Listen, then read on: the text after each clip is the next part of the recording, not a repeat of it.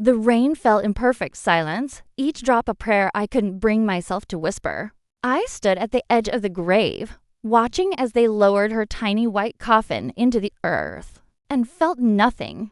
Absolutely nothing. The mourners around me wept openly, strangers who had never held her, never counted her fingers in the darkness of 3 a.m. feedings, never sang lullabies to a child who would never learn to sing them back. But I, her mother, remained as still as stone. Renji's sobs echoed across the cemetery like a wounded animal's cry. He clutched that pink blanket she'd never used, the one with cherry blossoms embroidered along the edges that I'd spent months perfecting with trembling fingers during those final weeks of pregnancy. His grief was performative in its intensity, theatrical in a way that made my skin crawl. When he looked at me across her grave, his eyes burned with an accusation that cut deeper than any blade. "You killed her," he had whispered the night before, his voice breaking on each syllable. "My beautiful Ayami, you killed her." The words echoed in the hollow space where my heart used to be. 3 months to weeks, and for days. That's how long she had lived. Such a small life, measured in heartbeats and stolen glances. In the weight of her against my chest during those brief, precious moments when she was still fighting to breathe. The doctors had called it sudden infant death syndrome, a clinical term. That meant nothing and everything. A label that wrapped mystery in medical terminology and left parents drowning in questions that would never find answers.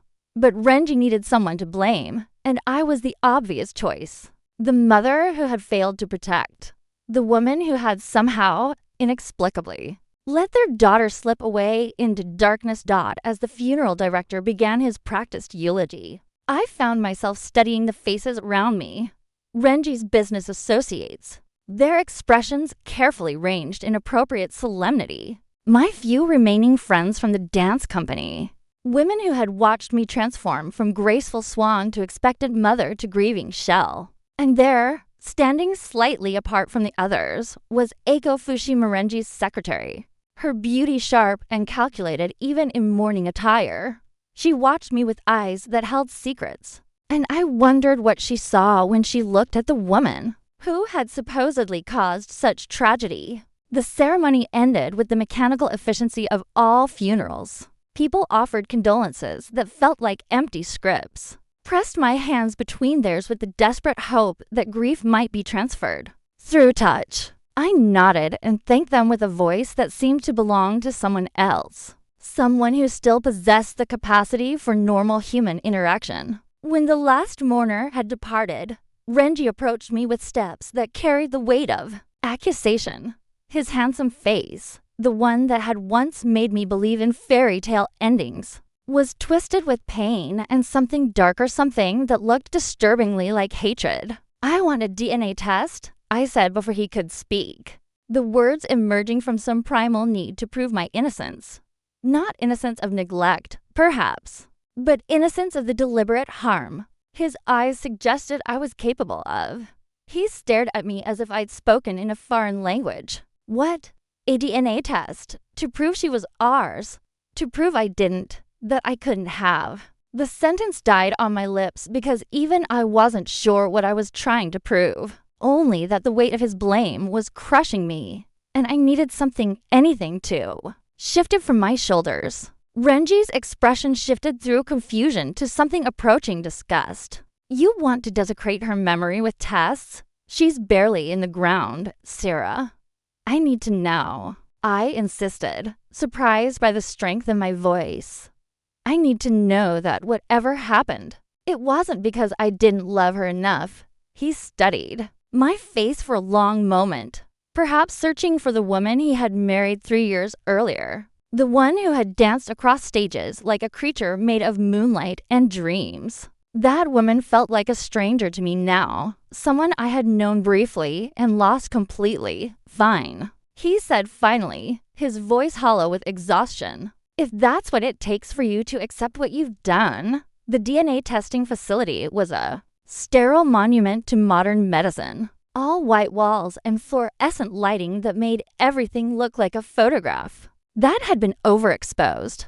I signed forms with hands that remained steady despite the earthquake happening inside my chest. Provided samples with the clinical detachment of someone watching their life from a great distance. Results in 7 to 10 business days. The technician informed me with practiced efficiency.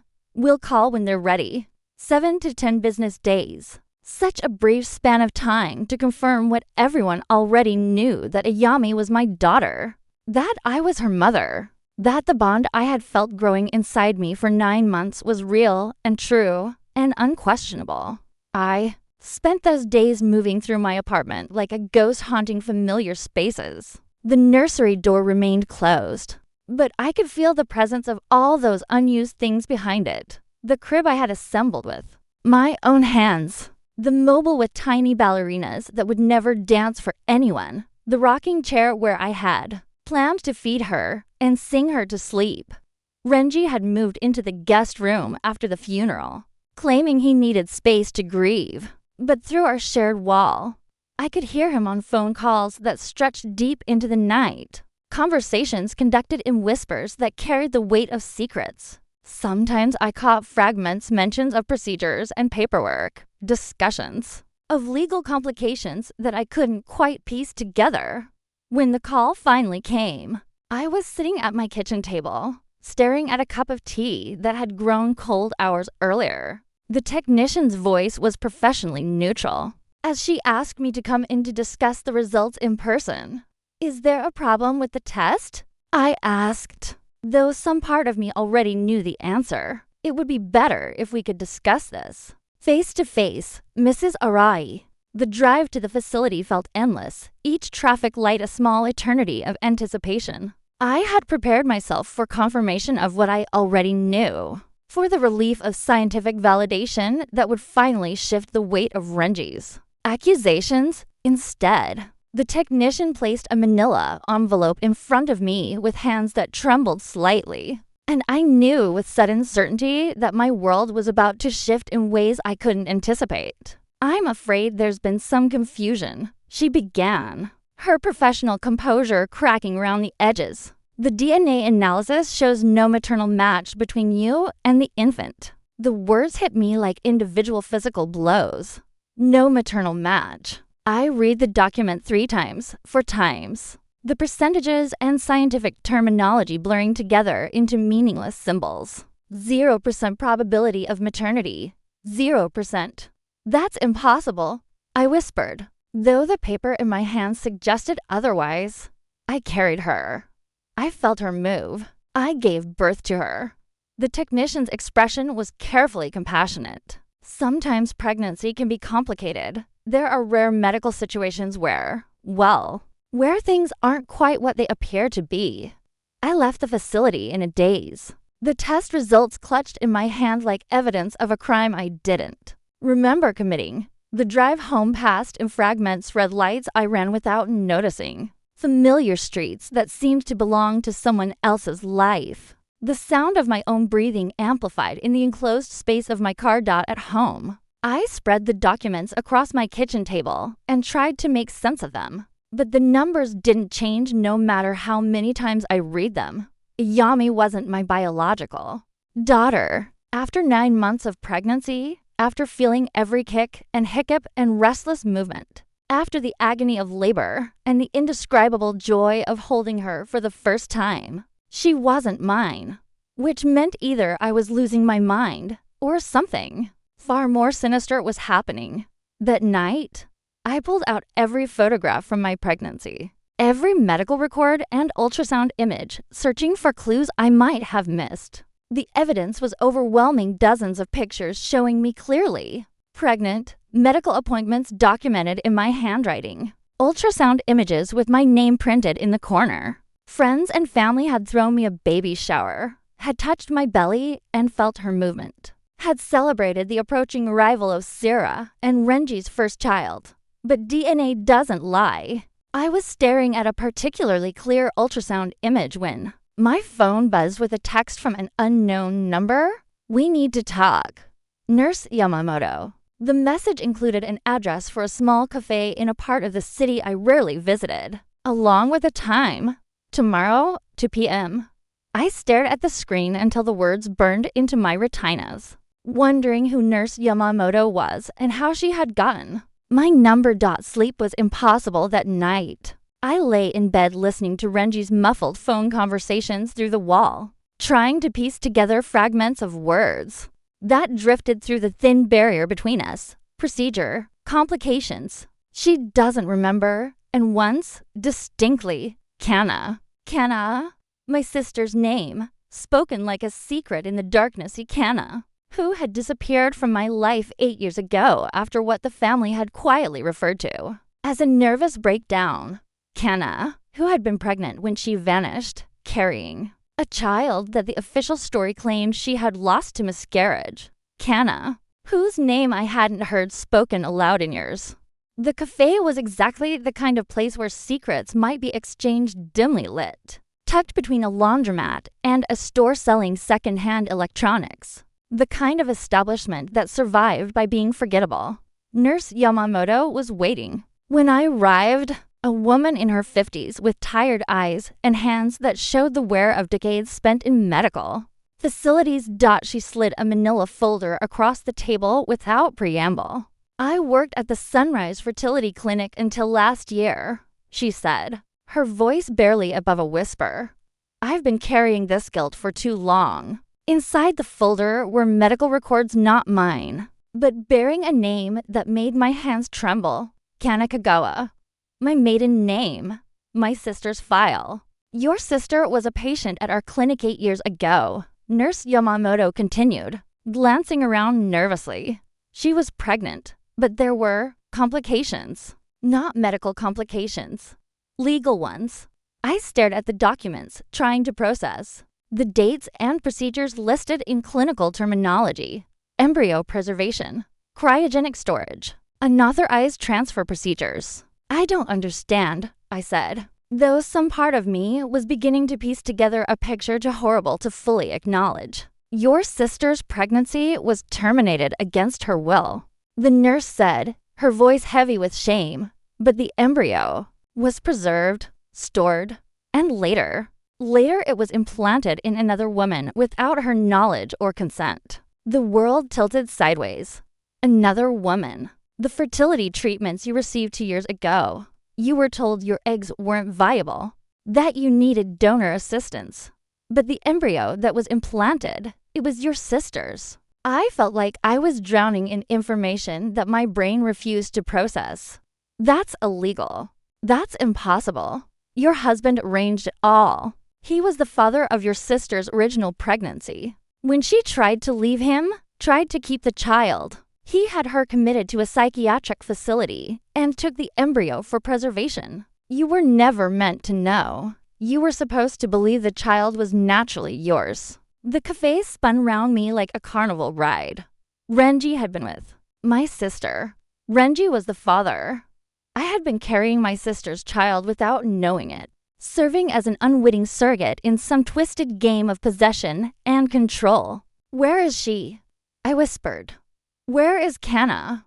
Nurse Yamamoto's expression grew even more pained. Sakura Hills Institution. Outside Kyoto. She's been there for 8 years. Medicated into compliance. They told her the baby died. I left the cafe with shaking hands and a head full of revelations that rearranged everything I thought I knew about my life. The drive home passed in a blur of traffic and tears. I hadn't realized I was crying. Every memory of my pregnancy felt poisoned now. Every moment of joy tainted by the knowledge that I had been living a lie carefully constructed by the man who claimed to love me. At home, I found Renji in his study, talking quietly on the phone. He looked up when I entered, and for just a moment, I saw something flicker across his face. Fear, perhaps, or guilt. But it was quickly replaced by the mask of grief he had worn so perfectly since Ayami's death. Who were you talking to? I asked, my voice surprisingly steady. Work, he said, setting down the phone with deliberate casualness. The board is concerned about my absence. I've been telling them I need more time. I studied his face, searching for the man I had thought I married. He was handsome in that carefully constructed way that successful men cultivated expensive haircuts and tailored clothing, teeth whitened to perfection, skin that suggested regular spa treatments rather than honest labor. I had once found his polished appearance attractive. Now it seemed like a costume hiding something rotten underneath. I got the DNA results today, I said, watching his expression carefully. Something shifted behind his eyes, so briefly I might have imagined it. And the test says Ayami wasn't my biological daughter. He was quiet for a long moment, his fingers drumming against his desk in a rhythm that reminded me of raindrops on a coffin. That's impossible. You carried her. You gave birth to her. That's what I thought too. But the science is pretty clear. There must have been a mistake, a mix-up at the lab. These things happen. His response was too quick, too prepared, like lines he had rehearsed. I want to order another test from a different facility. Sierra. He stood and moved toward me, his expression softening into something that might have passed for compassion. If I hadn't known better, you're torturing yourself with these doubts. Ayami was our daughter, our beautiful, perfect daughter. Nothing else matters now, but everything mattered now. Every detail, every memory, every moment of the past 3 years felt suspect. I had been living in a house built on lies, sleeping next to a man who had orchestrated those lies with surgical precision. Over the following days, I began my own investigation. I called the fertility clinic where I had received treatment, requesting copies of all my medical records. I contacted the hospital where Ayami had been born, asking for detailed documentation of the delivery. I dug through our financial records, looking for unexplained payments and mysterious transactions. What I found was a paper trail that led back to Renji's careful manipulation of every aspect of my reproductive health, payments to the fertility clinic that were triple what normal treatments should have cost, medical procedures I didn't remember consenting to, psychiatric evaluations I had never undergone but that somehow existed in official files. Most damning of all, I found photographs hidden in Renji's home office pictures of him with a young woman who looked familiar in a way that made my skin crawl. As I studied the images more closely, the resemblance became undeniable. The woman in the photographs was me, but younger, soft around the edges, with longer hair and a smile that held genuine joy. The woman was my sister Kana, photographed with the man who would later become my husband. The timeline was becoming clear. 8 years ago, Renji had been in a relationship with my sister. She had become pregnant with his child, but something had gone wrong. Instead of the miscarriage the family had been told about, the pregnancy had been terminated and the embryo preserved through illegal procedures. Kana had been institutionalized to keep her silent, and I her younger sister. The perfect genetic match had been slowly maneuvered into position as an unwitting surrogate.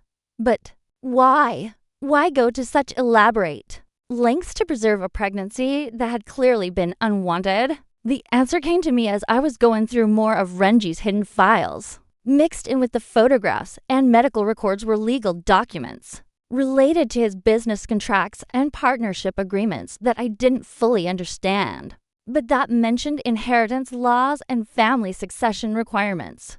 Renji's company had been built on traditional values, the kind that favored married men with children over bachelors or childless couples. Ayami hadn't just been a child to him. She had been a business asset, a way to secure his position and inheritance within the family company. And when Kana had threatened to leave him, to take their child away from his carefully constructed plans, he had found a way to keep control of both. The knowledge sat in my stomach like a stone, heavy and cold and indigestible. I had been used as a vessel to carry my own sister's child, manipulated into believing the pregnancy was natural and wanted. Every moment of joy I had felt during those 9 months had been built on lies. Every tender moment with Ayami had been tainted by the truth I hadn't known. But there was more. As I dug deeper into the records, I found evidence of ongoing payments to the Sakura Hills institution, monthly transfers that had continued for 8 years, ensuring my sister's continued imprisonment.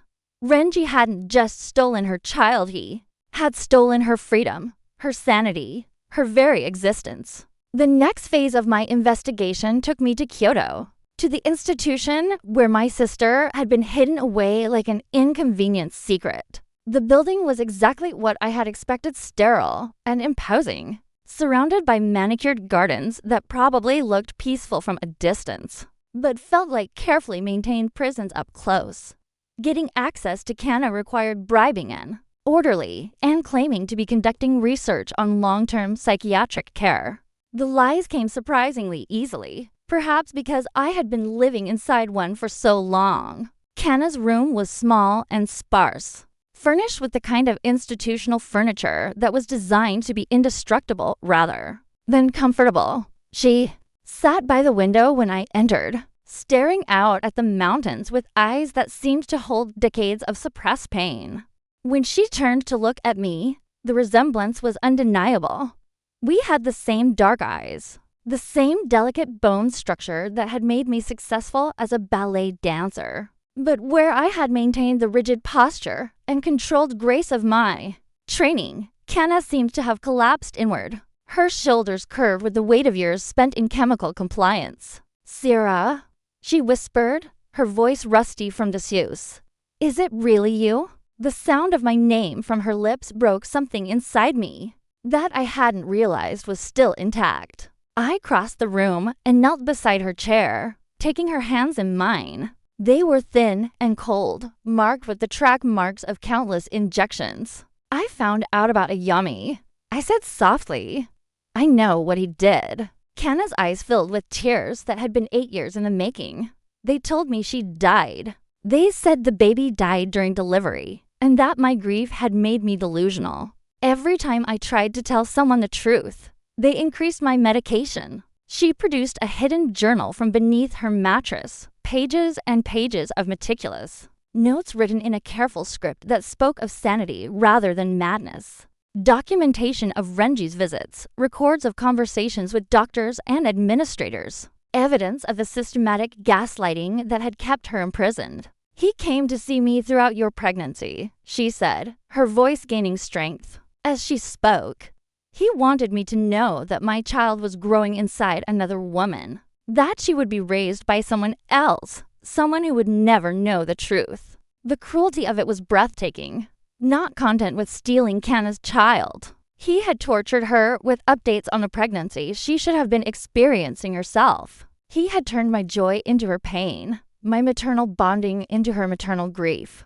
"Why?"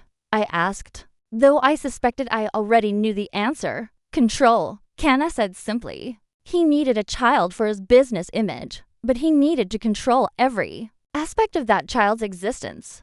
When I threatened to leave him, to raise the baby somewhere else, he couldn't allow it. So he found a way to keep the child and get rid of me at the same time. The pieces of the puzzle were falling into place with horrible clarity. Renji had orchestrated every detail of my life for the past 3 years, maneuvering me into position as the perfect surrogate mother.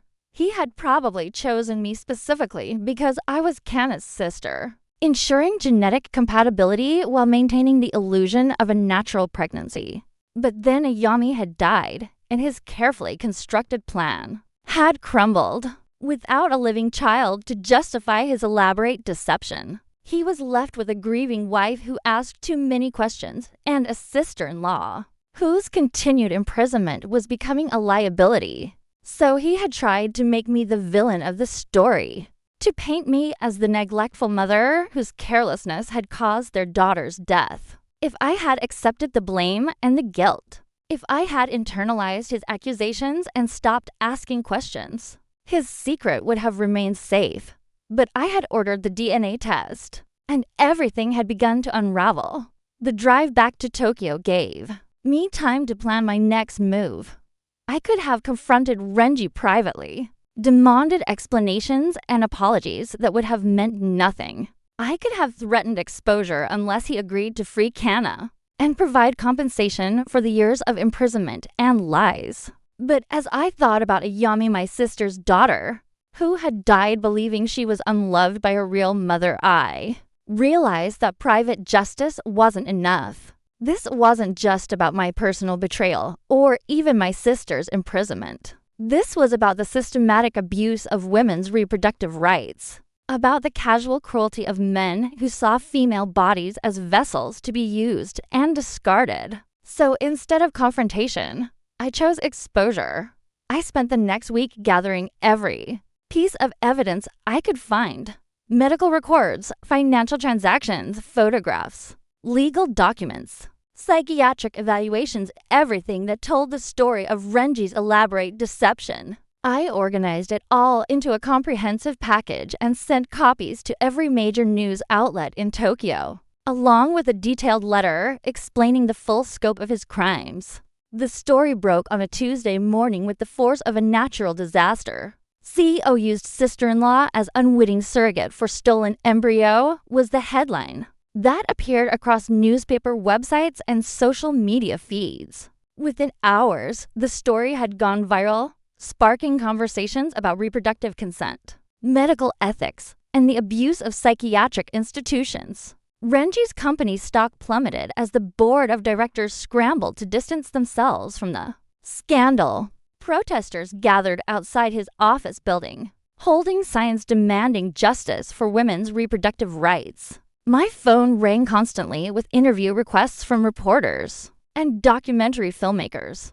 But the call I was waiting for came 3 days after the story broke. Eiko Fushima, reaching out through intermediaries to arrange a meeting. She had information, her lawyers said, that could help with the criminal prosecution that was already being discussed by authorities. We met in the same cafe where Nurse Yamamoto had first revealed the truth to me. Eiko looked different without her professional polish, younger, more vulnerable. Like a woman who had finally decided to stop pretending. I was a nurse at the fertility clinic when the original procedure was done, she said without preamble. Renji recruited me specifically because I had access to the medical records and the technical knowledge to make the embryo transfer appear legitimate. She produced a folder thick with documents I hadn't seen before, consent forms with forged signatures, medical procedures that had been performed without proper authorization, financial records showing payments that had been disguised as routine, medical expenses. Why are you coming forward now? I asked, though I suspected the answer had to do with the legal immunity prosecutors were probably offering in exchange for cooperation. Because I helped create this nightmare, she said, her voice heavy with shame. I told myself it was just a job, just following orders. But I knew what we were doing was wrong. I knew you had no idea what was really happening. Her testimony would be crucial in the criminal case that was building against Renji and the fertility clinic administrators. But more than that, it provided the final piece of the puzzle that had been my life for the past 3 years. The trial, when it finally came, was a media spectacle that I watched from the witness stand with a strange sense of detachment. Renji sat at the defendant's table, his expensive suit and perfect grooming intact, but his confidence visibly shaken. He avoided my gaze throughout my testimony, perhaps unable to face the woman he had manipulated so thoroughly. The prosecution painted a picture of systematic abuse that extended beyond my individual case. During the investigation, they had uncovered evidence of other women who had been deceived in similar ways, other families destroyed by the fertility clinic's illegal practices. What had started as the story of one stolen pregnancy had become a larger indictment of an industry that treated women's bodies as commodities to be bought and sold. When the guilty verdicts were announced, I felt no satisfaction, no sense of justice served. Renji would spend years in prison, the fertility clinic would be permanently closed, and financial settlements would be paid to the victims. But none of that would bring Ayami back, and none of it would restore the 8 years that Kana had lost to institutional imprisonment. The money from the settlement allowed me to secure Kana's release from Sakura Hills and help her begin the long process of rebuilding her life. We found her a small apartment in a quiet neighborhood, furnished it with things that were soft and colorful rather than institutional and sterile. I visited regularly, cooking meals together and slowly rebuilding the sister relationship that had been stolen from us. Recovery wasn't linear for either of us. Some days Kenna struggled with the medications she was slowly weaning off, the disorientation of a world that had changed dramatically during her absence. Other days I found myself grieving not just for Yami, but for the version of myself who had believed so completely in the lie of my happy marriage and natural pregnancy. But we had each other now, and we had the truth. That seemed like enough to build on. 1 year after the trial ended, we visited Ayami's grave together for the first time. I had changed the headstone to read Ayami Kagawa beloved daughter, adding Kenna's maiden name to acknowledge her as the child's true mother. Fresh flowers replaced the wilted ones I had been leaving alone for so many months. Kenna knelt beside the small stone and spoke softly to the daughter. She had never been allowed to know. She told her about the lullabies she would have sung, the stories she would have read, the ballet lessons she would have insisted on even if the child had no talent for dance. She apologized for not being able to protect her, for not being strong enough to fight the system that had separated them. I listened to my sister's whispered words and felt something inside my chest. That might have been healing. For 9 months, I had loved Ayami completely, felt her grow and move and respond to my voice in the darkness. DNA might not have made me her biological mother, but love had made me something just as important, the woman who had carried her safely and cherished her unconditionally. As we prepared to leave the cemetery, cherry blossoms began to fall around us like snow, covering the grave in pink petals that would nourish the grass as they decomposed. The symbolism wasn't lost on either of us, beauty emerging from death, new growth fed by what had been lost. "Thank you," Kenna said as we walked back to the car, her voice steady with a peace that had taken months to achieve, for fighting for the truth, for bringing her story into the light. I took her hand, feeling the strength that was slowly returning to her grip. "She had 2 mothers," I said, the words coming from some deep place of certainty. One who gave her life and one who gave her love.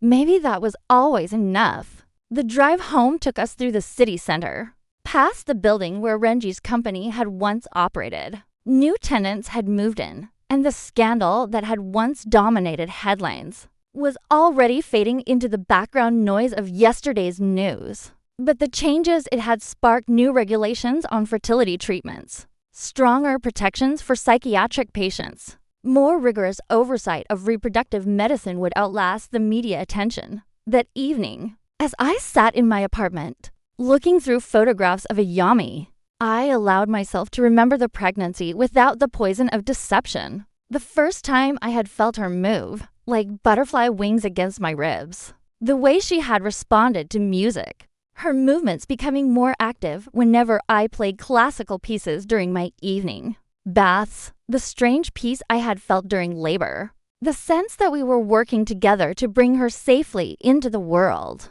Those experiences had been real, regardless of genetics or the circumstances that had created them. For 9 months, I had been her mother in every way that mattered. I had protected her and nourished her and loved her with the fierce devotion that pregnancy brings. DNA couldn't change that love or make it less significant. My phone buzzed with a text from Kenna. "Thinking of you tonight. She was lucky to have you." I typed back. We were lucky to have her. Outside my window, the city continued its endless pulse of light and movement. Millions of people living their own complicated stories of love and loss and the search for truth. Somewhere in that vast expanse of human experience, other women might be facing their own versions of my story, other mysteries, other betrayals, other journeys from darkness into light. But tonight, for the first time in over a year, I felt something approaching peace. Not the absence of pain, but the presence of something stronger than knowledge that love transcends biology. that truth eventually surfaces, and that even the most carefully constructed lies cannot withstand the persistence of a mother seeking justice for her child.